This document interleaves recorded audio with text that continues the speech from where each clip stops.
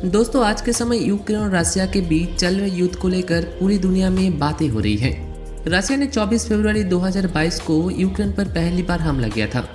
अभी तक रशिया और यूक्रेन दोनों का ही कई लोग मारे जा चुके हैं। इस युद्ध को लेकर दुनिया की बाकी देशों में काफ़ी ज़्यादा तनाव है। अगर रशिया या फिर यूक्रेन किसी वक्त परमाणु हमला कर दिया तो नुकसान सिर्फ उन्हीं का नहीं, बाकी देशों का भी होगा और इससे पूरी दुनिया खत्म भी हो सकती है। आज मैं आपको बताऊं कि अगर तृतीय विश्व युद्ध हो गया तो हमारे देश यानी कि भारत का क्या होगा और न्यूक्लियर हमले से बचने के लिए आप क्या क्या कर सकते हैं। दोस्तों, अगर तृतीय विश्व युद्ध हो गया तो भारत को भी किसी न किसी की पक्ष तो लेना ही होगा और इससे होगा यह कि बाकी देश भारत की दुश्मन बन जाएगा। अगर भारत में न्यूक्लियर हमला हुआ तो पहले दिल्ली, मुंबई, चेन्नई, कोलकाता ऐसे बड़े बड़े सिटी को टारगेट किया जाएगा। बात करें दिल्ली की तो परमाणु बॉम्ब गिरने से दिल्ली की नामो निशान मिट जाएगा। दिल्ली की टोटल एरिया है 1484 वर्ग किलोमीटर और आबादी है करीब 2 करोड़ के आसपास। अगर न्यूक्लियर बॉम्ब गिराया गया तो 10 से 15 लाख लोगों की मौत तुरंत हो जाएगा और उससे भी ज़्यादा लोगों की घायल होने की संभावना है। दिल्ली में स्थित जामा मस्जिद, पुराना किला, संसद भवन, राष्ट्रपति भवन जैसी इमारत मिट्टी में मिल जाएगा। सिर्फ यही नहीं, इसके आसपास की स्टेट में भी इसका आंच आएगी। इससे पहले दुनिया सिर्फ एक ही बार परमाणु बॉम्ब का हमला देखा है। पहली बार 6 अगस्त 1945 में जब अमेरिका ने जापान की शहर हिरोशिमा पर परमाणु बॉम्ब गिराई थी। इस बॉम्ब का नाम था लिटिल बॉय। और दूसरी बार नागासाकी पर 9 अगस्त को फैट बॉय नाम की एक बॉम्ब गिराया गया था। हिरोशिमा और नागासाकी की बात करना जरूरी है क्योंकि इससे हमें परमाणु हमला कितना खतरनाक है ये पता चलता है। हिरोशिमा पर बॉम्ब गिरने पर 4000 डिग्री सेल्सियस की तापमान पैदा हुआ था और उस शहर की आधा हिस्सा जलकर राख बन गया था। शहर की ज़्यादातर इमारतें नष्ट हो चुकी थी। जापानी रिपोर्ट के अनुसार हिरोशिमा की कुल आबादी है 3,50,000, जिनमें से 1,40,000 लोगों की मौत तुरंत हो गया था। परमाणु विकिरण की वजह से आसपास की शहरों में भी बहुत सारे लोग मारे गए थे। इसका रेडिएशन इतना खतरनाक है कि आज भी यहाँ पर विकलांग बच्चा पैदा होते हैं। इससे आप समझ सकते हैं कि अगर हमारे भारत में परमाणु हमला हुआ तो इसका नतीजा क्या होगा।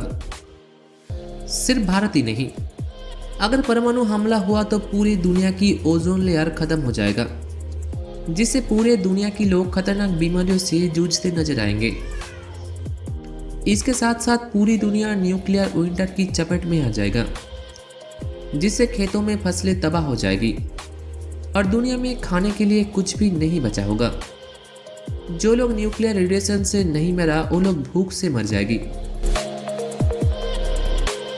आपको बता दें कि ये रिपोर्ट सिर्फ एक अनुमान है। परमाणु हमले से इससे भी ज़्यादा नुकसान हो सकते हैं। अमेरिका ने जापान में जो बॉम्ब गिराया था वो 15 किलोटन का था और भारत ने जो परमाणु बॉम्ब टेस्ट किया है उसकी क्षमता 60 किलोटन है। ऐसे परमाणु बॉम्ब किसी पर भी गिरा तो उसकी तबाही आप सोच सकते हैं। ये तो गया न्यूक्लियर हमले से क्या क्या नुकसान होगा। अब बात करते हैं कि अगर सच में ये हो गया तो आप कैसे बच सकते हैं। दोस्तों, परमाणु हमले के वक्त उसकी धमाके से जितना लोगों की मौत होती है उससे भी ज़्यादा उसकी रेडिएशन से मर जाते हैं। जापान में परमाणु हमले से लाखों लोगों की मौत हो गई थी और उसकी रेडिएशन के चलते आज भी वहाँ पर विकलांग बच्चा पैदा होते हैं। इससे आप एक अंदाजा लगा सकते हैं।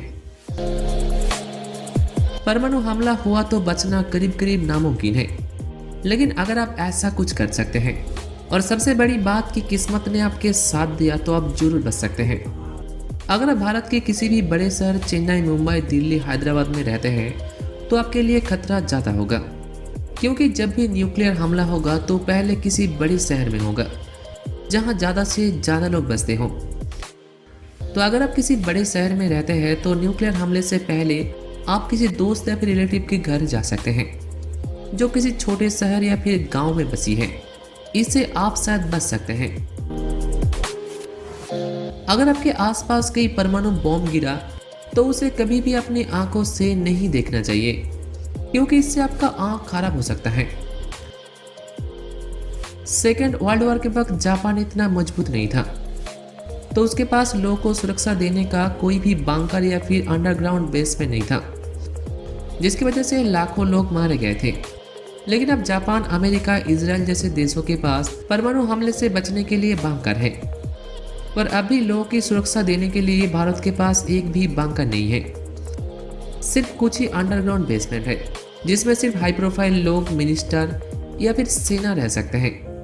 आम आदमी को यह जाने की इजाज़त नहीं है। अगर किसी भी घर में अंडरग्राउंड बेसमेंट है और वो मजबूत है, तो हमले के वक्त आप वहां पर छुप सकते हैं। और आम आदमी के लिए सबसे सेफ्टी प्लेस है मेट्रो स्टेशन, क्योंकि वो अंडरग्राउंड भी है और मजबूत भी।